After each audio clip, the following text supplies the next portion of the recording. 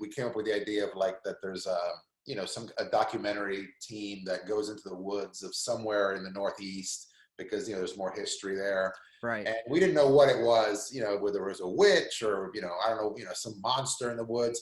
But anyway, they disappear, and then their footage is found years later.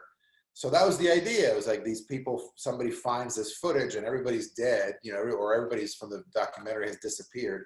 And the movie is basically the footage. But the original idea for the movie was going to be like more of a documentary, like In Search Of, where, there was going to be, we're going to show footage from the movie. And then we were also going to have, talking heads Right. about, Heather's mother and, Mike's relatives and, Josh's, brother or whatever, it was just all these people that were part of the story talking about how they miss, their relatives and they disappeared. So that was part of the thing. And as we edited the movie, we realized that every time we cut away from the footage in the woods, the movie lost all like the momentum and it kind of lost its dread and tension.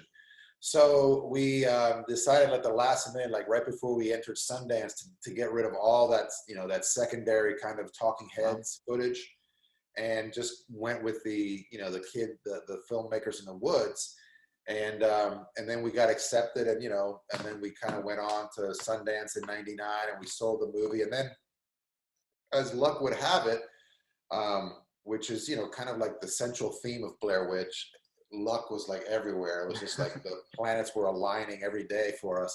But later on, Artisan came to us and said, "Hey, we have a 1 hour slot that we can get from Sci-Fi Channel. Do you guys have any ideas for like a special, like a TV special?" And we were like, "Yeah, of course we do. We can use all this footage that we never use." And we had cool stuff. We had like this old documentary from this old newsreel from the 40s, and like a show kind of like In Search Of from the 70s that we shot on like this old Kodachrome film to give it like this wacky color. So we had a lot of stuff. We had a lot of good interviews and stuff. So Artisan was like, "Yeah, let's do it." So we wrote and directed this thing and edited this thing called Curse of the Blair Witch.